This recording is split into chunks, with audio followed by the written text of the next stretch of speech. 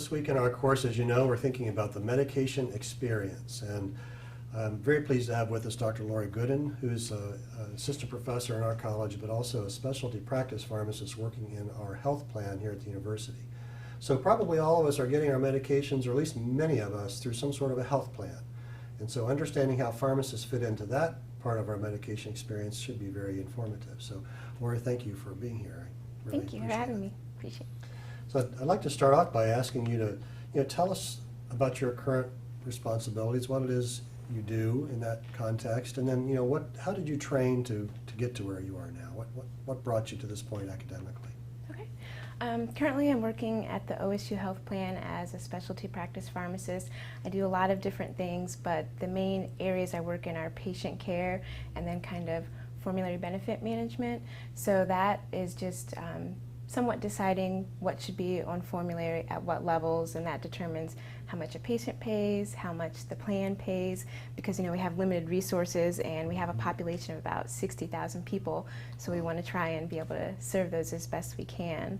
And also explaining those benefit decisions and things to patients if they call in and have questions, helping them to save on their medications by giving them alternatives that could help them save money but still be therapeutically equivalent.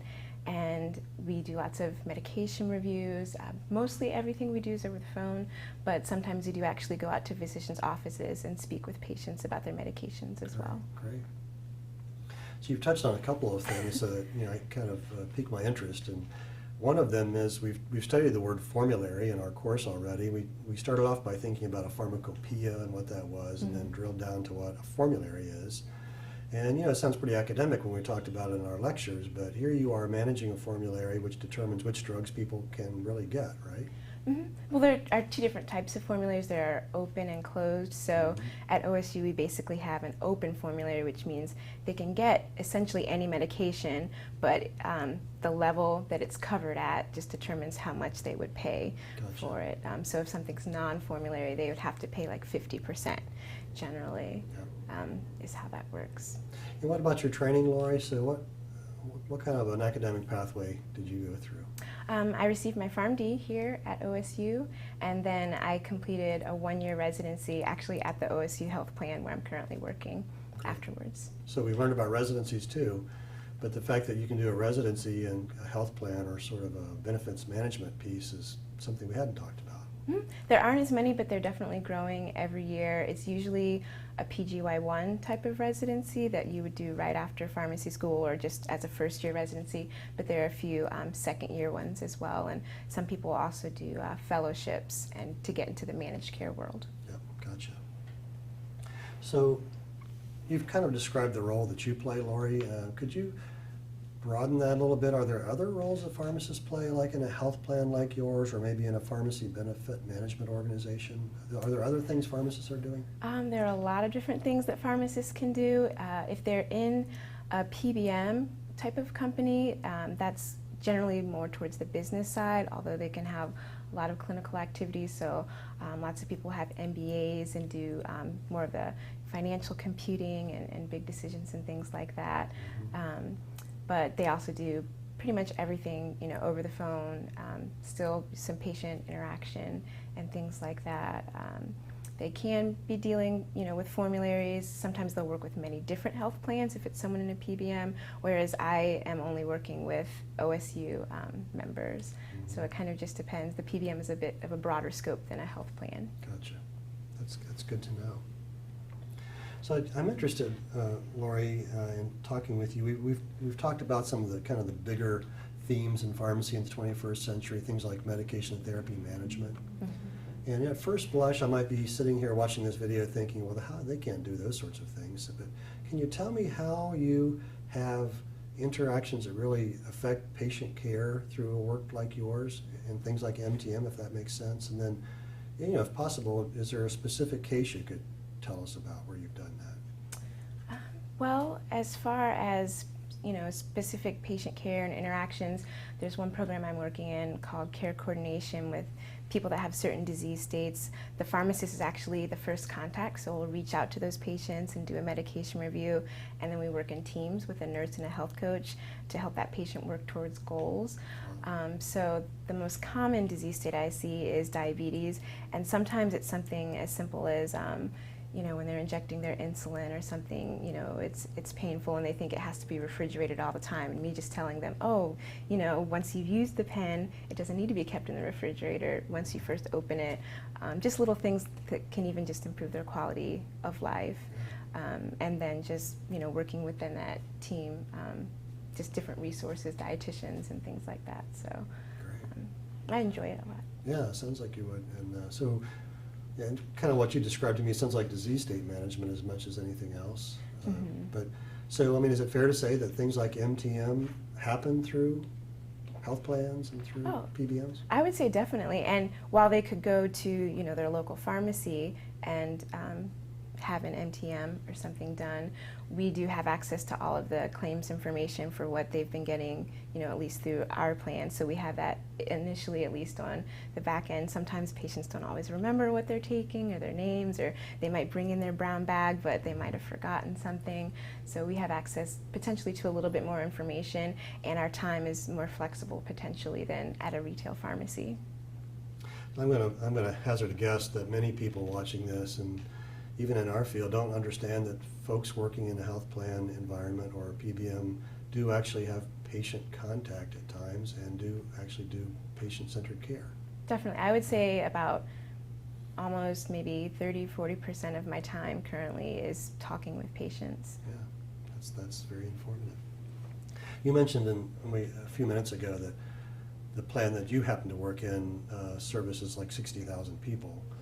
And I know that obviously there are other plans that service millions of people.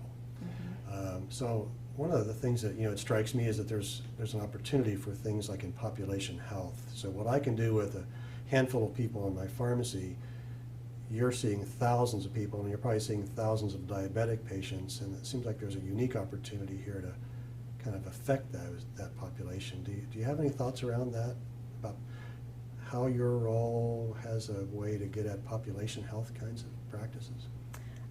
That's one of the things I actually like about managed care, that the decisions that you make can affect potentially a larger number of people. So the program I was just talking about, care coordination, if they participate in that, they get a discount on their medications also.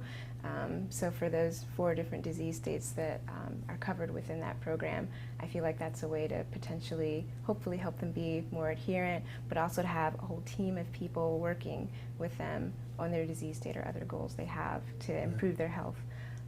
So it's individual, but at the same time for that whole population within the plan. Yeah, it always strikes me that sometimes, we have views of how things ought to be, and maybe I think that mail service pharmacy is not right, and you got to come to my pharmacy and get it to me face to face because that's the best way. Maybe it is, but what we sometimes don't recognize is that there are unique opportunities that occur in other contexts, and that we can take advantage of that, and that's a good example of it. The last thing I want to ask you, Laurie, is the ground is really shifting under us in terms of healthcare in the United States, and all the healthcare changes that are coming in terms of our system, and who's paying, and even the things that are happening at the local level, like you've described here, is changing a lot. I'm wondering if you have any crystal ball thoughts about the kind of work you do in the health plan, or if I happen to be working in a PBM, what do you see for the future? As we change our healthcare system, are things like you're doing going to become more important? Do you see things changing? Do you have any kind of thoughts about that? I feel like we could potentially play a larger role. There have continually been different studies showing the importance that pharmacists can play, and also how we can save money in certain situations. So with kind of some of the requirements placed on the population and the shortage in other areas of healthcare, if pharmacists can kind of take some of that on, and especially in the managed care world where we can usually do things telephonically or electronically, I feel like those are some opportunities for us to kind of help with the whole, all of the changes that are coming forward. Yeah. So Laurie, one other question that came to me as you were just responding was, I actually, a couple of years ago in one of my classes, asked students to interview patients and their pluses and minuses and things that could happen differently in terms of their interactions with their pharmacists. And kind of surprising to me, the patients who interviewed, or the students who interviewed patients who had been working with kind of mail service pharmacies and talking with pharmacists by telephone, had some very high ratings of that interaction. And that the fact that they were talking with someone who could give me their undivided attention, and I was home, I was comfortable, there was nobody standing around. Any reaction to that? It actually is really pleasing to hear. I feel like the interactions that I have, I get very positive feedback, just because lots of times, maybe their dog will be barking. They'll be like, "Oh, I'm so sorry," and I say, "Well, I have an hour allotted to speak with you. We have plenty of time to, talk about whatever you need to." And not only are we knowledgeable in their medications, but also their benefits. And sometimes at the local pharmacy, all of their customers all have different plans, so they may not be as knowledgeable in that area. So I think they really appreciate that as well, and just that usually we do have more time and potentially privacy generally. That's interesting. Well, obviously we're meeting pharmacists from all different walks of life in this course, and there are good things happening face-to-face in drugstores. But the point I'm making here is there are good things happening when we're doing things differently via health plan or telepharmacy or what have you. So Laurie, it's been a great pleasure having you here. Thank you for being with us. Oh, thank you. Appreciate it. Take care. You too.